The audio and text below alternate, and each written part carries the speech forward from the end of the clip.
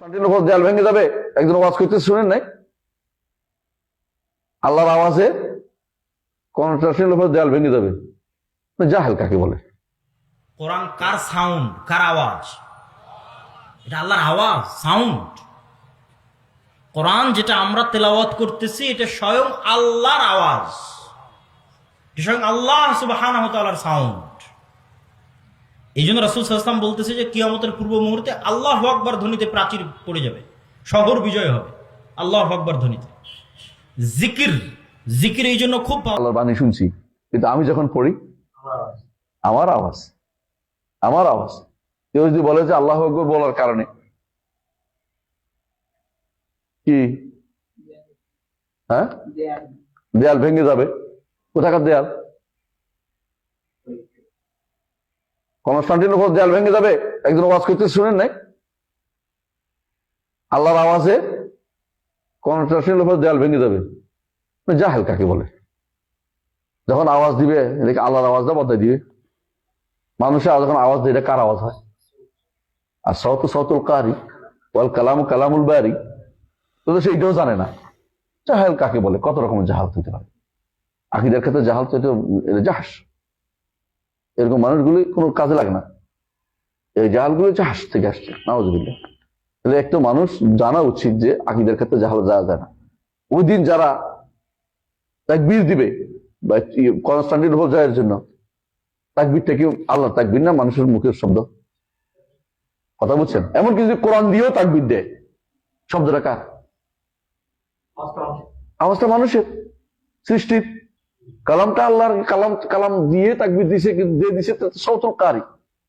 তো তাকবীর দিয়ে পড়ে যাবে অর্থ এটা দিয়ে বলা এই চালাকি করতে কে কইছে? এটা হচ্ছে নতুন কিছু দিয়ে মানুষদেরকে বিভ্রান্ত করা। আমি তো এক নতুন কিছু দিলাম, নতুন দিন আকীদা নতুন কিছু দিয়ে না। আহমদ ইবনে হাম্বল যা বলছে তা বলেন, আলহামদুলিল্লাহ। নতুন কিছু দিতে গেলে তাক লাগানো চিন্তা করবেন না। মান তালাবাল ইলমা লিইজাদি বিহি সুফাহা ওয়া ইউমারি বিল উলামা লাম ইয়াজআরাফাল জান্নাহ। বুঝতে হবে যে আপনি নতুন করে কিছু দিয়ে না, দয়া করে কিতাব থেকে দেন। আপনাকে আমরা ভালো জানি, লেখাপড়া করেন, ভালো করে দেন, নতুন কিছু দিয়ে না, বানিয়ে কথা বলেন না। বানিয়ে কথা বলে বিভ্রান্তি তৈরি করেন।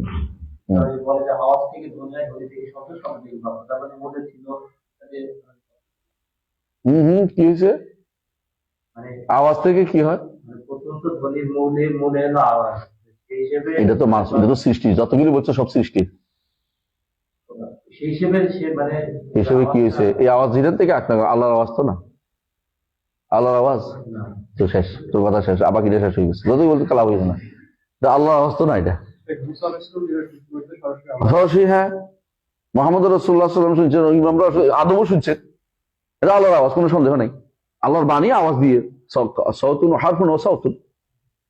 কিন্তু আমরা যদি কোনো এটা পড়ি, আল্লাহর আওয়াজ হবে?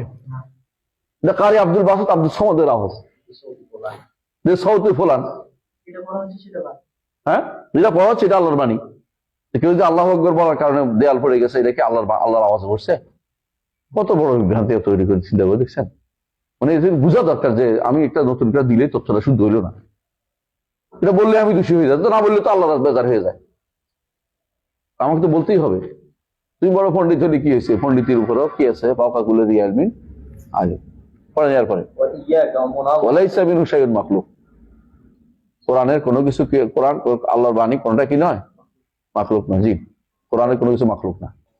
وقل جاء الحق وزهق الباطل إن الباطل كان زهوقا